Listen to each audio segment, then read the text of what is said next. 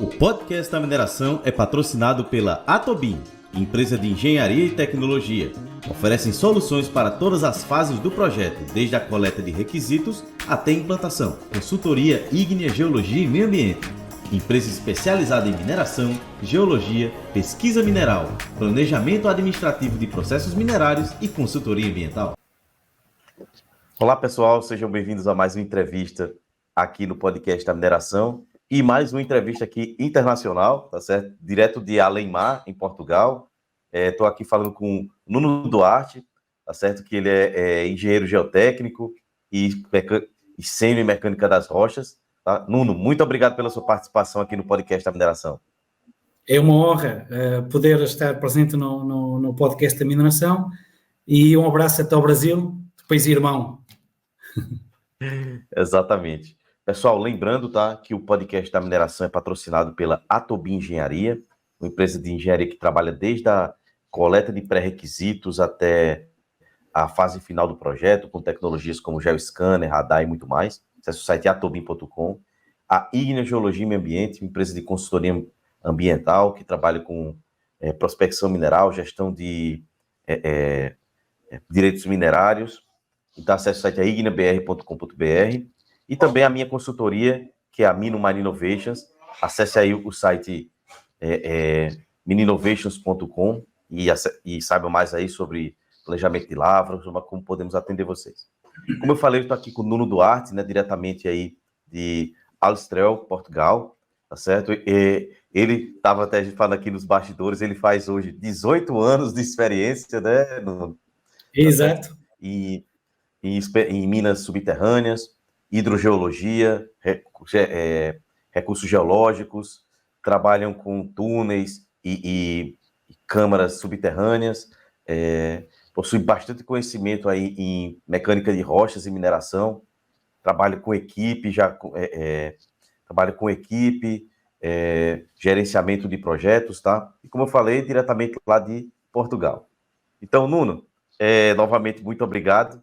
E gostaria de começar que você falasse, como a gente estava conversando aqui nos bastidores, fala um pouco para a gente como é que é a mineração aí em Portugal. Ora, bom dia ou boa tarde a todos, boa tarde em Portugal, bom dia no Brasil. A mineração em Portugal atualmente, portanto, temos 3 minas subterrâneas em elaboração, portanto, na faixa peritosa ibérica temos 2, as minas de Aljustrel exploradas pela empresa Almina, e Neves Corvo, que é o ex-libris da Europa Ocidental no que toca à exploração mineira, explorada pela empresa Somincor, do grupo Landing Mining, e depois temos no centro de Portugal, na zona centro-ibérica, a mina da Panasqueira, que é uma mina, é considerada uma das minas com maior atividade consecutiva a operarem na Europa. Penso que já ultrapassou os 110 anos de exploração consecutiva, tem altos e baixos, e explora um mineral que é o tungstênio, que é o metal com mais alto ponto de fusão que existe. Foi muito importante na Segunda Guerra Mundial. Portanto, foi uma das pontos estratégicos de Portugal na Segunda Guerra Mundial, foi a presença do wolframio, porque Portugal vendia tanto aos aliados como vendia às potências do eixo. Portanto, a mineração em Portugal é uma indústria não é muito relevante do ponto de vista económico em termos de global, mas, no entanto, grande parte do Baixo Alentejo é uma microeconomia que está muito dependente. Por exemplo, o Concelho de Castro Verde, que é perto de Aljustrel, é um dos concelhos com maior PIB por habitante, muito devido à exploração, neste caso de Neves Corvo, mas também de Aljustrel, são concelhos extremamente apetecíveis do ponto de vista de instalação, não só para os habitantes centrais, mas até para outras pessoas de fora para se poder instalar, porque são vilas relativamente pequenas com um bom nível social, ou seja, o impacto económico, o impacto social que a mineração tem propriamente nesta zona aqui do Baixo Alentejo é muito, muito importante. A nível global, a nível do país, não tem um impacto significativo. Há outras indústrias, outras atividades económicas que têm uma importância muito maior no setor da economia. A faixa de paritose ibérica, e se calhar podemos começar por aí, que é o que nos une, que une toda esta região. A faixa de paritose ibérica é uma região que vai desde Grândola, portanto, extremo oeste de Portugal, até a Andaluzia. Estende-se por cerca de mais ou menos 250 km de extensão por 40 de largura, e tem várias minas em atividade. Portanto, eu já falei Portugal, Aljustrel, Neves Corvo. Tivemos já uma mina, foi muito importante no século XVIII, XIX e XX, as minas São Domingos, fica mesmo na transição Portugal-Espanha, e depois temos a mina de Tarsis, a mina de Águas Tenidas, Sotiel, entre outras, que são grandes projetos também mineiros na zona de Andaluzia, na zona do sul de Espanha. O caso curioso é que Aljustrel, ou as minas de Aljustrel, a mineração não conta só nos dias de hoje. A mineração, aliás, toda a vila é fundada devido à atividade mineira. A vila de Aljustrel, que o primeiro nome era Vipasca, o nome romano, tem vestígios de exploração mineira feita desde o período calcolítico. Portanto, estamos a falar de terceiro milénio antes de Cristo, ou seja, estamos aqui a falar de 5.000 anos de forma, por vezes com interrupção, mas 5.000 anos de operação consecutiva de mineração.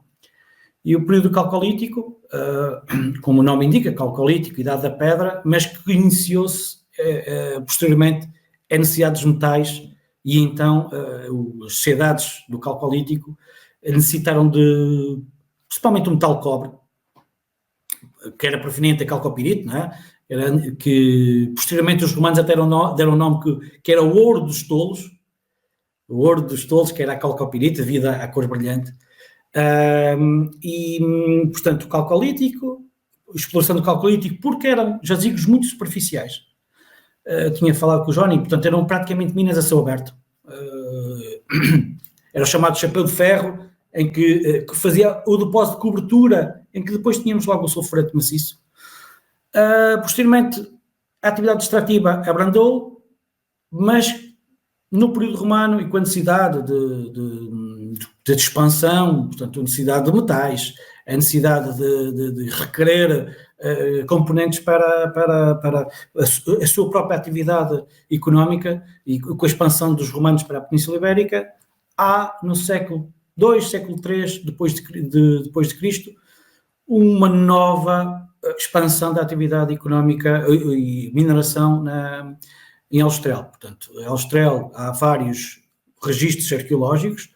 O mais importante e é icónico são as tábuas de Aljustrel, as tábuas que são duas placas em bronze, onde vem descrito as regras de exploração. Portanto, descreviam os métodos, as regras, as normas, quem é que era responsável por cada atividade e, acima de tudo, que taxas, qual era o valor dos impostos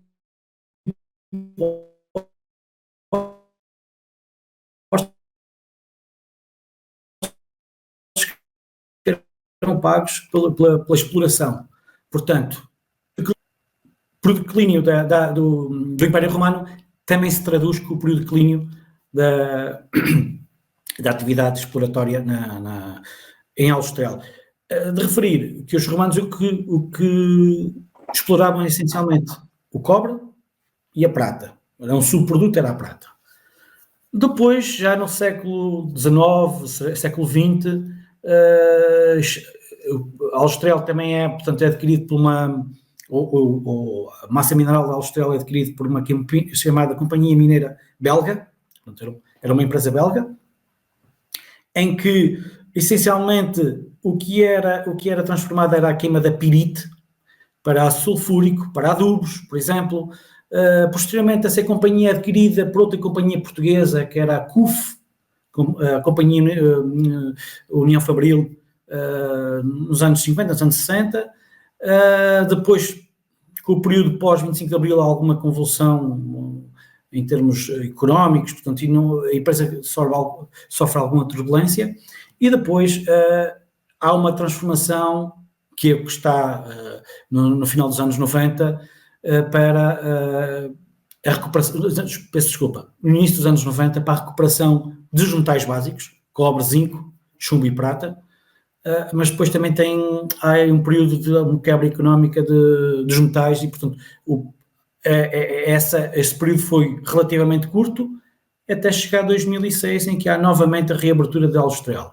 Portanto, isso passei de forma cronológica a Aljustrel, porque é um bocadinho para perceber que a atividade minera é extremamente importante no desenvolvimento das sociedades, mas depois tem muito altos e baixos e depois tem impacto na sociedade. Neves Corvo, o Equilibris, é a maior mina da Europa Ocidental. Lavra de forma ininterrupta desde 1988. Portanto, as primeiras reservas estimavam para terminar em 2000, portanto estamos em 2024 e continuamos a ter reservas para explorar, para continuar a explorar. Só por curiosidade, neste momento a Neves Corvo explora a mais de 1 km de profundidade. Precisamente, à data de hoje, estamos a 1070 metros a explorar, portanto, a desenvolver, e vamos continuar a desenvolver 1070 metros de profundidade. Zinco, cobre, mais uma vez, são metais básicos, o zinco, o cobre, subprodutos, o chumbo, a prata, vários, portanto, o Neves Corvo também gradualmente foi incrementando os seus valores de produção, de exploração, e, portanto, é uma mina que está na vanguarda, é uma mina moderna, e, portanto, isto aqui dá uma resenha mais ou menos da importância quer histórica, quer cronológica, quer atual das minas em Portugal. Realmente, com uma aula que você deu aqui para a gente, quem estiver assistindo, tenho certeza que vai reassistir essa parte várias vezes, mas é o nosso tema, né? Como a gente disse lá tá lá na thumb, é geotecnia e mineração subterrânea, né? No caso de sulfetos polimetálicos dessa faixa piritosa ibérica, e você explicou muito bem como é que funciona essa faixa, né? Mas explica então aqui para a gente, Nuno, como a geotecnia em mineração subterrânea se diferencia da geotecnia em mineração a céu aberto, na sua visão? Ok. O fator preponderante é uma lavra em espaço confinado, mineraria subterrânea, e a outra lavra em espaço céu aberto, espaço não confinado. Portanto, os métodos de exploração diferenciam-se completamente quer de um ponto de vista, quer de outro. É já portanto, é de conhecimento global, ou conhecimento geral, que é quando provoca uma escavação num vazio, numa escavação numa rocha, altera o estado de tensão. Alterando o estado de tensão, provoca que haja tendência para o fechamento dessa própria cavidade. Portanto, esse é o maior problema geomecânico de qualquer exploração subterrânea. É que a tendência natural da rocha é sempre a fechar. Então, os problemas geomecânicos derivam muito na mineraria subterrânea do estado de tensões, da presença de sistema hidrogeológico, do método de desmonte que eu quero implementar, da própria inclinação do jazigo, portanto, terei que reajustar, readaptar o meu método de exploração mediante o posicionamento do jazigo, da sua inclinação, da sua espessura. Na mineraria subterrânea, na mineraria a céu aberto, portanto, os maiores problemas serão sempre a questão de deslizamento de taludes, portanto, serão sempre esse um problema geotécnico mais grave, ou seja, tem que haver uma monitorização muito de alta precisão para prever esse fenómeno. A hidrologia, ou seja, as águas pluviais, a própria pluviometria também é muito significativa em mineração a céu aberto, mas na parte subterrânea não é tão preponderante. E depois, essencialmente, os sistemas de suporte, portanto, os sistemas de sustimento que são necessários para quer consolidar terrenos na mineraria subterrânea, quer para consolidar taludes na mineraria a céu aberto. De forma muito resumida, são esses grandes desafios, que é o que é necessário para estabilizar uma escavação, garantindo padrões de segurança pelo tempo de vida que eu quero daquela escavação. Entendi. Muito interessante, né? E, Nuno, como você pode nos explicar o que são sulfuretos, né, polimetálicos e por que essa faixa piritosa ibérica é tão relevante nesse contexto? Ok. Então, os sulfuretos, como o próprio nome indica, é uma rocha que é constituída essencialmente por enxofre, portanto, sulfuretos mais comuns, temos a pirite, que é um sulfureto de ferro, temos a calcopirite, que é sempre o grande elemento, portanto, tem sido sempre o motor da busca na exploração, portanto, sulfureto de ferro e cobre, a esfalerite, ou blenda, portanto, era um sulfureto de ferro e de zinco, e depois temos a galena, que é um sulfureto de ferro e de chumbo, bornite, que é um sulfureto de cobre com mais alto teor. Portanto, isto é as massas minerais que se indicam como sendo sulfureto. Depois, como é que elas se formam? Portanto, elas formam-se num sistema, portanto, no caso concreto da faixa piritosa ibérica, está associado a movimentos tectónicos, principalmente que ocorreram no Devónico, portanto, estamos a falar do período paleozoico, em que a crosta continental subjacente a este mar começou a sofrer distensões, o que provocou o aparecimento de falhas profundas, originando os chamados hortes, que são elevações, e os grabens são depressões. E ao longo destas zonas de falha originaram magmas de origem mantélica, portanto, conseguiram, de certa forma, ascender à superfície estes magmas e provocando a fusão dos materiais da crosta, o que originou alguns chamados aparelhos vulcânicos. As depressões formadas no fundo da bacia do oceano foram, como a gente sabe, são possivelmente preenchidas por sedimentos, portanto, por lamas, e que eram também resultado de produtos da atividade vulcânica. Existem em determinadas zonas que atingiram espessuras, estes leitos, estes sedimentos, atingiram espessuras da ordem dos 500 metros. Este contexto, portanto, tectónico, provocou que a sílica disponível na água do mar permitia a proliferação de grandes organismos de carapaça siliciosa.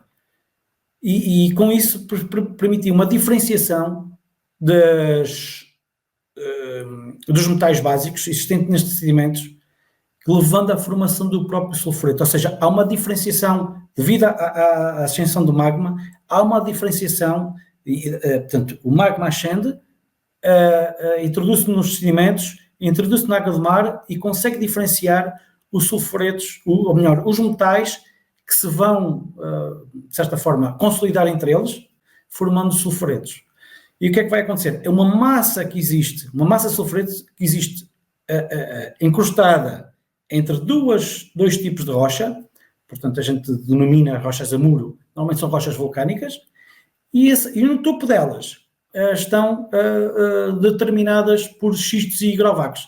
Portanto, em termos muito resumidos, portanto, ou seja, a metalogenia, portanto, que é o que leva à formação dos metais, depende desta interação. Magma ascender devido à abertura tectónica, o magma ascende, interage com os sedimentos presentes, interage com a água do oceano e com isso diferencia quer a presença de sulfuretos que, portanto, vão se agregando, vão se formando grandes massas e que depois vai distinguindo, ou seja, e acontece, por exemplo, no caso de Neves Corvo, que é, portanto, temos a rocha que é chamada rocha de muro, que é a rocha mais antiga, que são rochas vulcânicas, que depois gradualmente vão interagindo com o sulfureto. E essa zona de interação é que a gente chama o stockwork, portanto, que é uma mistura entre vulcânica e sulfureto.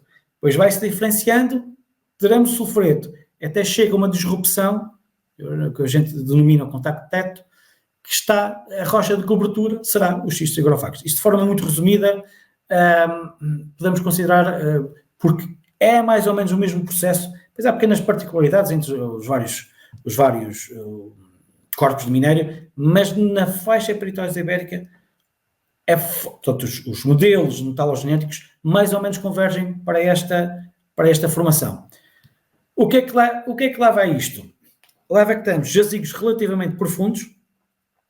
Vou-lhe dar o caso do jazigo de Lombador, o maior jazigo da mina Neves Corvo, que está situado entre cotas de 550 metros abaixo do nível de profundidade, até cotas que a gente, neste momento, já ultrapassam os 1.200 metros. Isto, por exemplo, em Neves Corvo. Mas depois também, por exemplo, temos o caso de Aljustrel, que tem jazigos que são completamente aflorantes à superfície. Portanto, há aqui uma diferenciação,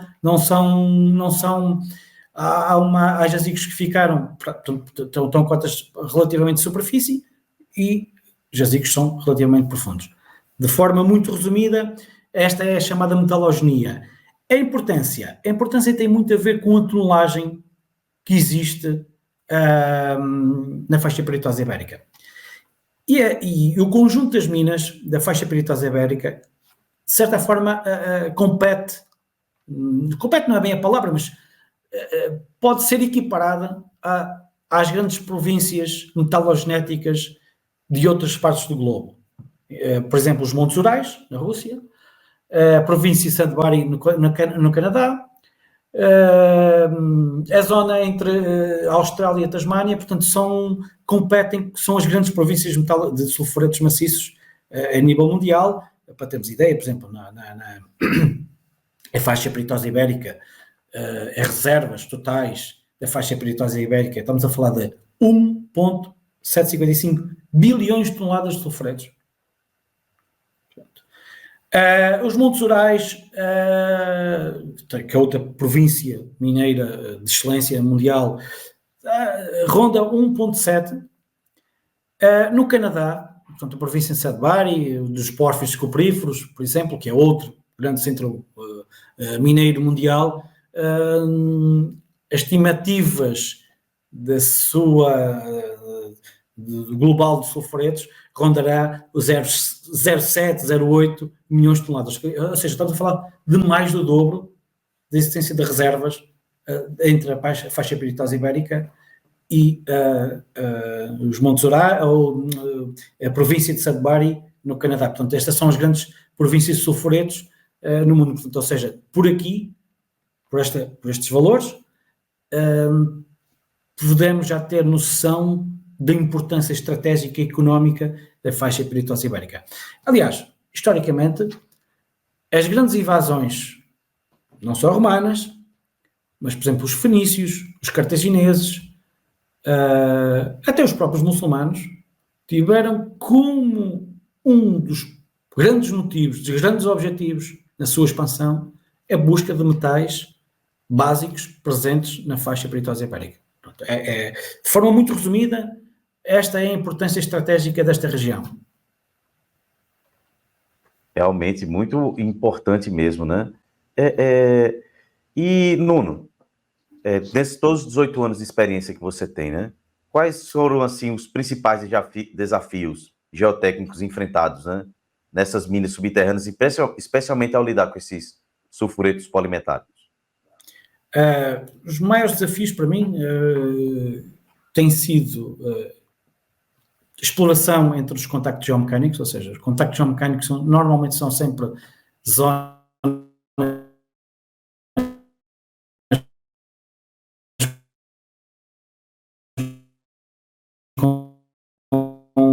o sulfureto é uma rocha.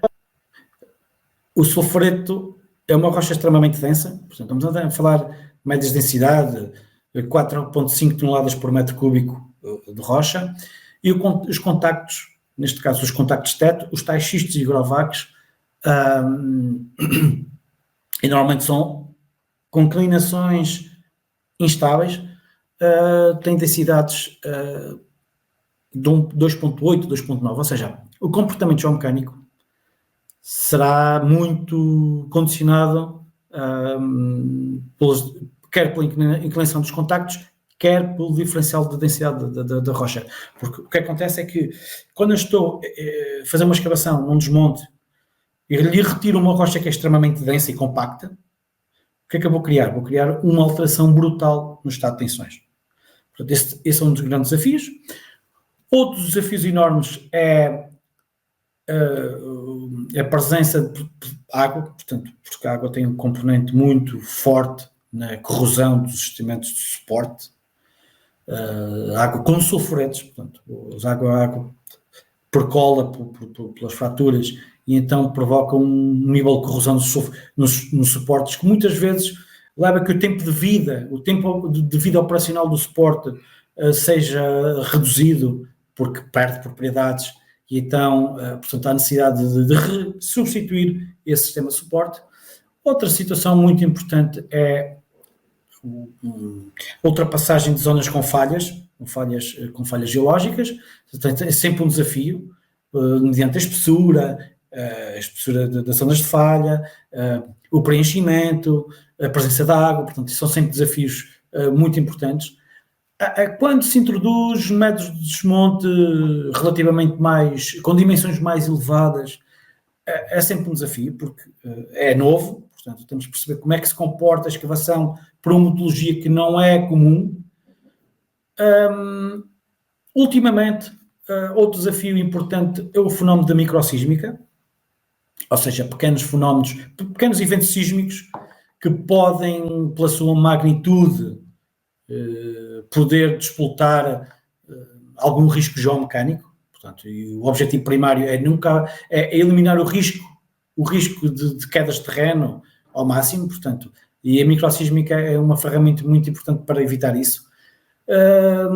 E depois acima de tudo, garantir a segurança, a estabilidade da escavação para a finalidade da mesma e para o tempo de vida que é previsto para aquela escavação. Portanto, isto é o princípio fundamental e é sempre um desafio, porque a mina é extremamente dinâmica, muito dinâmica. Hoje é possível, o Johnny chega a uma galeria, está tudo estável, não há indícios de qualquer tipo de deformação, passado 1 ou 2 dias, já tem lá indícios de alguma reatividade do terreno perante os elementos de suporte. Portanto, todos os dias não há só um desafio. Os desafios são um bocadinho diários, é preciso muito acompanhamento ao terreno, ter os mapeamentos de danos, as avaliações geomecânicas, a classificação da rocha, e com isso com esse conjunto de dados, permitir dimensionar o suporte mais correto para o tempo de vida da escavação que está previsto. Portanto, os desafios são muito nesta gama. Realmente são bem importantes o que você disse, né? E ainda dentro dessa linha, Nuno, quais os métodos geotécnicos, né, são mais eficazes, a sua visão, para garantir a estabilidade dessas galerias e câmeras de mina subterrânea que você acabou de mencionar para os sulfuretos polimetálicos? Portanto, os métodos geotécnicos, portanto, o Johnny refere-se aos elementos do suporte. Os mais comuns utilizados em minas de sulfuretos maciços e que eu compro mais lido, portanto, são desde os revestimentos que são passivos, é o chamado, por exemplo, os parafusos expansivos, até elementos mais ativos, os chamados parafusos de resina, os parafusos de aliaço. E o que é que quer dizer estes dois conceitos, suscitamento ativo e suscitamento passivo? Um suscitamento ativo, um suscitamento que, a partir da instalação, o mesmo já está a reagir sobre o terreno de forma a evitar a descompressão. O suscitamento passivo só atua se o suscitamento for solicitado, ou seja, se houver uma reatividade do terreno, ele mesmo atua. Portanto, estes são os dois tipos de suscitamento mais comuns, mais standardizados e mais básicos que são implementados. Depois há suscitamentos complementares. Portanto, o mais importante, ou dos mais importantes, é a utilização do sistema por cabos de aço, portanto, que é um cabo de aço, pode ser simples ou duplo, em que depois o mesmo é embebido por uma calda de cimento e depois é tensionado uma chapa, portanto, são suscitamentos de robustos e para grandes dimensões. Depois temos os suportes de superfície, portanto, de revestimento. O mais comum é o botão projetado, que é o Shot Create, que é o mais comum, que evita o deslocamento de pequenos blocos, e um que está a ser, portanto, que também está a ser implementado já com alguma robustez, é a chamada malha sol, portanto, que tem uma importância fundamental, principalmente para deformações elevadas, ou seja, para altas profundidades, é o sistema de suporte ideal. Portanto, estes são os 5 grandes sistemas de suporte que ajudam, à estabilização da integridade das escavações. Realmente, estou tendo uma aula aqui desse assunto com você, né? E Nuno, fala para a gente, né? Desses 18 anos de experiência que você tem, né? Qual um aprendizado, assim, na geotecnia de minas a céu aberto que pode ser aplicado em minas subterrâneas? Penso que, acima de tudo, o que a mineração a céu aberto tem feito e tem investido, tem desenvolvido, a céu aberto tem investigado, acima de tudo, é a monitorização, é a capacidade de ter sistemas de alerta muito bem definidos quando há movimentações de terrenos. Também, eu penso que no futuro, ou no futuro próximo, o sistema de classificação da massa rochosa, que é muito aplicado na mineração a céu aberto, que é o sistema GSI, ter tendência a ser aplicado para a mineria subterrânea. O efeito da hidrologia, que é muito estudado na mineração a céu aberto, para jazigos relativamente superficiais, terá que ser aplicada essa aprendizagem, terá que ser aplicada na mineria subterrânea. E as análises de tensão de formação, quer a 2D, quer a 3D, que é aplicado na mineração a céu aberto, nos open pits, terá que ser também, de certa forma, equiparado para a mineração subterrânea. Portanto, eu acho que é passar por aí, principalmente esses sistemas de monitorização, sistemas de instrumentação mais robustos, com maior precisão, que já são aplicados no dia-a-dia ou nas minas a céu aberto, terá que, de certa forma, começar a ser introduzido também na mineração subterrânea. Está a começar a ser aplicado, mas ainda não está totalmente divulgado e ainda estamos na fase inicial. Vou dar um pequeno exemplo. Instrumentação efetuada portanto, normalmente aplica-se para deslocamentos horizontais de galerias, aplica-se o sistema de convergências. Até há pouco tempo, então há pouco tempo, falo 1 ano, 2 anos, o sistema de leitura era relativamente rudimentar, era manual. Há mais de 10 anos que a mineração a céu aberto aplica sistema por via laser e com níveis de alerta. Portanto, implementam sistemas de monitorização nos taludes, por exemplo, e conseguem ter deslocamentos horizontais e dando logo de forma online esses mesmos movimentos. Por exemplo, em Neves Corvo, um dos projetos de investigação para o próximo ano é ter convergências que emitem um feixe de luz, portanto, emitem as medições de forma consecutiva e por via LTE, portanto, por via Wi-Fi, consegue transmitir essa informação para a superfície e de forma online eu consigo estar a medir e a registrar determinados parâmetros de formação. Isto são relativamente recentes, muito recentes na mineria subterrânea, mas na mineria a céu aberto já se aplica há mais de 10 anos. Portanto, eu acho, principalmente a parte da instrumentação, temos um bocadinho a aprender com a mineria a céu aberto. Realmente ficou bem claro, eu entendi bastante aqui, até eu trabalho com mina a céu aberto há tanto tempo, você falando aí, eu fiquei lembrando, fiquei observando essas diferenças, né? E quais inovações tecnológicas ou avanços tecnológicos, Nuno? Você já trabalha, né, nessa parte dessa parte de minas subterrâneas, e como você prevê que a geotecnia vai ser nos próximos anos, nesse quesito também focando em tecnologia? Assim, há três grandes áreas que eu penso que será, ou duas grandes áreas que será, tecnologicamente, terá um impacto muito grande na geotecnia subterrânea.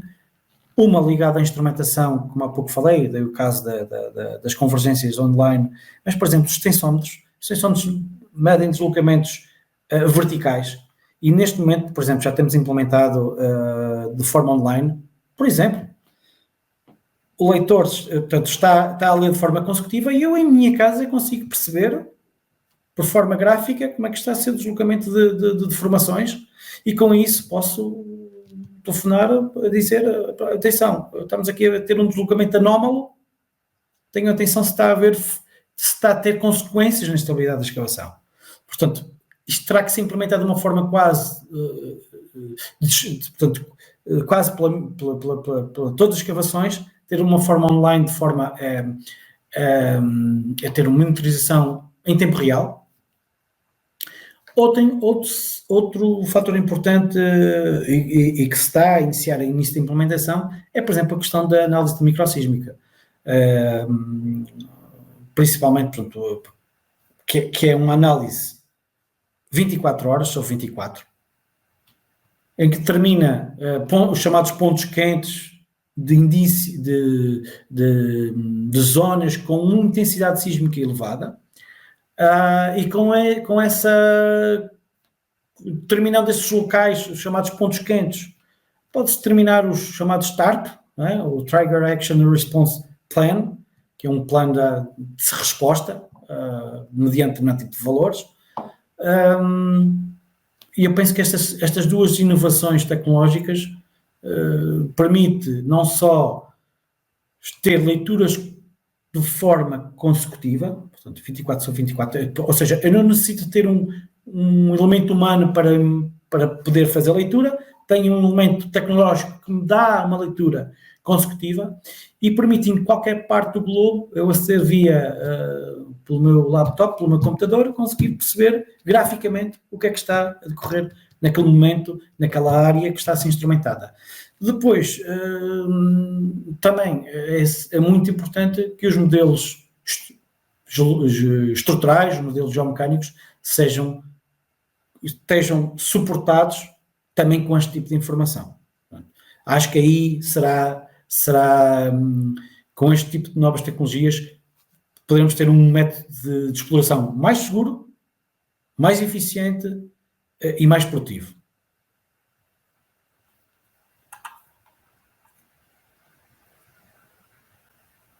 Muito bacana, ficou bem claro. Eu tenho certeza que a gente podia ficar aqui o resto do dia falando sobre esse assunto, mas estamos chegando aqui à nossa parte final aqui do nosso podcast, que está sendo uma aula sobre esse assunto, né? Mas obrigado. Que mensagem final você gostaria de deixar sobre essa sua área e para os nossos ouvintes conhecer mais sobre esse assunto? De uma forma muito, muito genérica, geotecnia, a mecânica de rochas genericamente,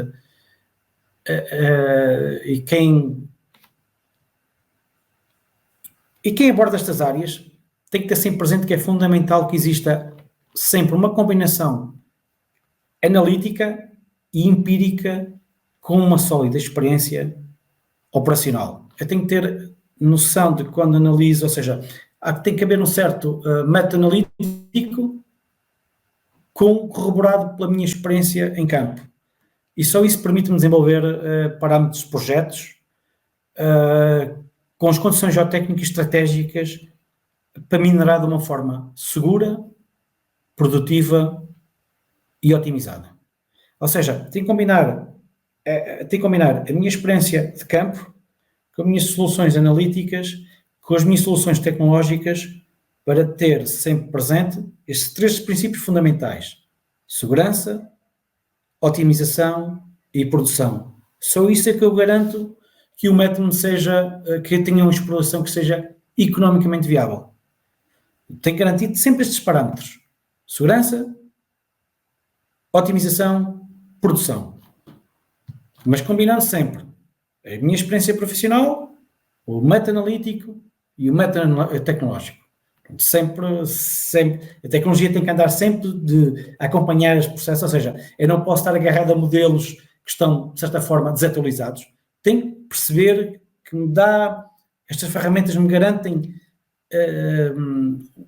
que minha análise seja ainda mais robusta para poder garantir que o processo seja seguro, que seja ininterrupto, que seja produtivo. Acho que a filosofia da geotecnia tem que passar muito por aí. Segurança, otimização, produção. Porque eu não posso ter um método que é muito produtivo e é inseguro. Não pode estar na minha filosofia de trabalho. Não posso ter um método de escavação que é altamente sobredimensionado, porque senão tem um custo elevadíssimo, deixa de ser produtivo.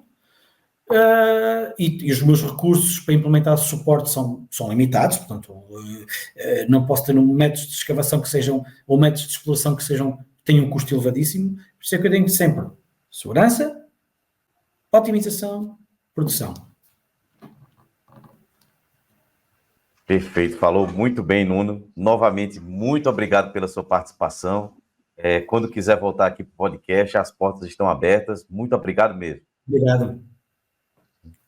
Pessoal, lembrando que o podcast da mineração é patrocinado pela Atobin Engenharia, acesse o site atobin.com, pela Ignea Geologia e Meio Ambiente, acesse o site igneabr.com.br, e a minha consultoria, que é Minomine Innovations, acesse o site mininovations.com.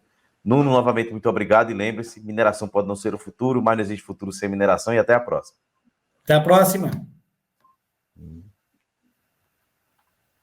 O podcast da mineração é patrocinado pela Atobin, empresa de engenharia e tecnologia. Oferecem soluções para todas as fases do projeto, desde a coleta de requisitos até a implantação. Consultoria Ignea Geologia e Meio Ambiente. Empresa especializada em mineração, geologia, pesquisa mineral, planejamento administrativo de processos minerários e consultoria ambiental.